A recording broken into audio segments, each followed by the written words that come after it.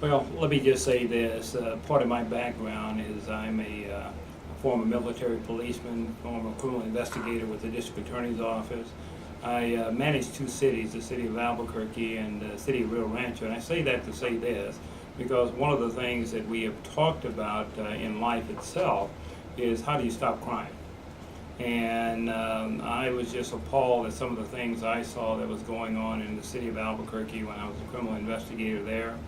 And that was the first thing that Mayor Chavez had asked, what can we do?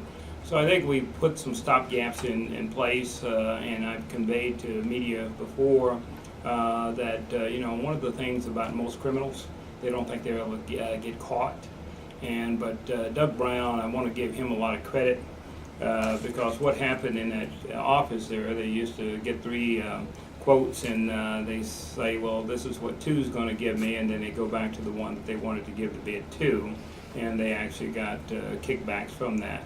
So we've actually gone to electronic platform trading. So we also have quarterly audits by an external auditor looking at every trade that we make in that office. We also have the end of the year audit that reviews and evaluate that. I've bifurcated myself as the treasurer from getting directly involved in investments. We have what we call the State Treasurer's Investment Committee. One's appointed by the Board of Finance, and then one by the treasurer, two external, and then we have some other total of 5 members. So everything we do in trades has to be reported to the State Investment Committee as well. The treasurer was supposed to chair that. I don't chair that. We have the chief investment officer. As we're looking at the broker-dealer list, the treasurer does not get directly involved in that. They go with the institutional banking folks to do a background check on any bank or broker that want to look at doing business with the state treasurer's office. So I think those are the types of things that I have tried to set up a firewall. We also have oversight from the legislature. We report to the LFC. There's a pension and investment oversight committee, and so we report to those committees as well. We report on a monthly basis all activity that goes on in the Treasurer's office to the State Board of Finance. I actually sit on the Board of Finance, and staff makes a presentation. So any questions that can be asked, they can be asked of them or of me. So those are just some of the things that I think is in place to answer that question on whether you can ever say that because I took over 20 years ago, we had a problem in the Treasurer's office. I believe the things that were put in place have not helped the situation much. I believe that we need to make sure that all our investments are collateralized. You know, I stand for that, and the security of our taxpayers' dollars. One of the things that we need to make sure is that the people that do in our investments, that they're totally independent and they're checked upon and investigated and make sure there's no connections with anyone in office whatsoever. And for example, I believe there's some of the investment council investment asset groups that were just recently indicted. I think some of that stuff is still happening, and it's really sad that it's happening. We need to make sure that none of that's happening. We need to make sure we have full disclosure of all financial records. We need to make sure that anytime we hire someone, it's above board, and we go through the procurement process to make sure that there's no nepotisms or kickbacks like in the past 2 state treasurers that were in office. I believe in very conservative principles in our investments. I want to make sure that all our investments are collateralized, as I was here at Doña County, I believe 102%. I want to make sure that we have no risk in our principal while maximizing our rate of return and investments. We got to make sure that all our investments are safe because the people in the county work very hard for their taxpayers' dollars, and then we need to make sure that they're secure at all times. That's one of the things I'm going to bring is to make sure that the principals are secure and that we maximize our rate of return on our investments. I think we did very well here in Doña County. I brought in millions of dollars in revenue and currently we're not doing that well. So it's very important that we do that.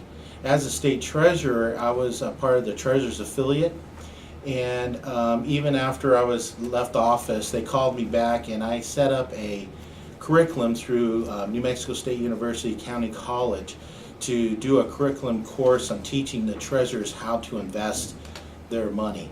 And what I did was I set up the curriculum, and then also in Hobbs I was the speaker for that session on how to do investments for the 33 counties. So all the county treasurers came to the conference, and I taught them how I did it here and some good ways to look out for, trying to get an idea of what kind of markets are coming up, making sure you ladder your investments so you have cash flow, so you can make sure that you're liquid enough for the cash needs of the like in this case the state of New Mexico.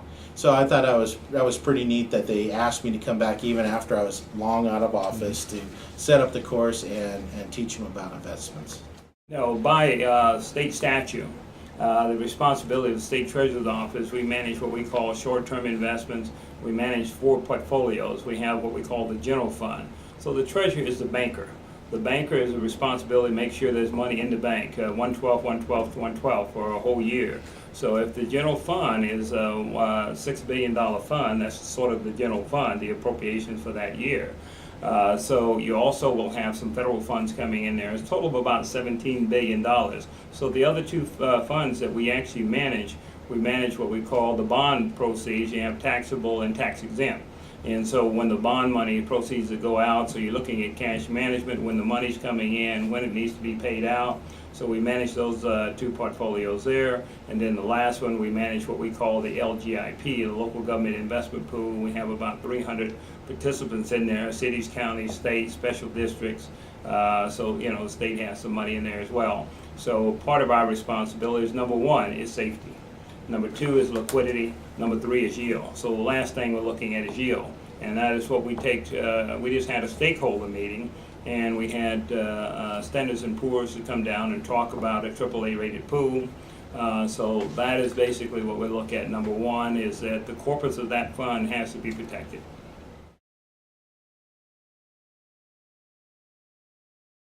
Well, the first thing I did when I came in the office, I invited all the media to come in and to sort of walk them through because some of the terminology that we may use may be foreign to some of the media. We didn't have a whole lot of people show up from the media, unless there was something negative, then, they wanted to ask, well, what's going on over with the SIC or investments in another area. But we invited, that was one thing that we did. We invited our stakeholders.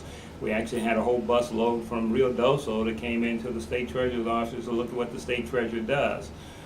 We actually advertised the the state treasurer's investment committee meeting. That's open to the public. And we have sent out to all of our stakeholders that look at here, anything you want to come and see, you want to look at trades, we make sure we explain. I just had a stakeholder meeting. It was a half a day. We talked about the LGIP, all the stakeholders there walking through. What is that? LGIP? Local Government Investment Pool, where we had it when I came in the office, when I said I want to restore trust and confidence. When they had the issues with the Treasury, they had somewhere in the neighborhood of about $600 million. We got, it went down because there was no trust, there was no faith in the Treasurer's office. We got it up to about $1.6 billion. And so we've been averaging around $1 billion in that LGIP. As a county treasurer back in 1982, I actually took office 83 to 85. I was president of county treasurers, and I saw back then that there is a natural relationship with the county clerks, but the treasurer doesn't have a natural relationship with the city treasurers, the county treasurers. Basically, they work with the tax and REV, local government division, that has the oversight.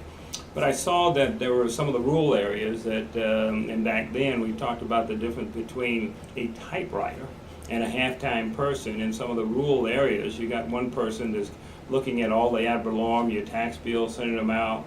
They're doing their public relations, they're doing the management, and they really doesn't have the staff. So I thought that as I attended my first National Treasurers Conference, a lot of them had the local government investment pool. And I said, this is a way that we can help local government. If they don't have the skill set, I think I have an obligation and a responsibility to try to help those local governments. Say, here's a pool. This is just one of the tools in your toolbox. If you elect to use it, it is here. So that is basically what the local government investment pool is all about. Well, first and foremost is customer service needs to be enhanced. I believe if someone calls up to the treasurer's office, they should be able to get an answer and not just a runaround. We need to make sure that if they can't give the answer, we research it and get back to that person. Also, we need to make sure that everything is transparent. I like to take all the financial records and finding out what's happening at the state. I like to put it on the internet, and I don't want to put like a 150-page document. What I want to do is narrow it down to be able so that someone can see a summary and just state the facts of exactly what's happening, so that if someone wants to know, what cost was associated with a certain project, we would be able to bring it up on the internet, or they'd be able to call us and we can send them a hard copy. But I would like to be full disclosure of all financial records, and I want it in a simplistic point so that people can understand it, because a lot of times it takes almost an accountant to read some of those financial reports. And we need to make that financial reports in there so that any resident would be able to understand exactly where their money's going. I don't believe there should be any reason that we should withhold information from anyone.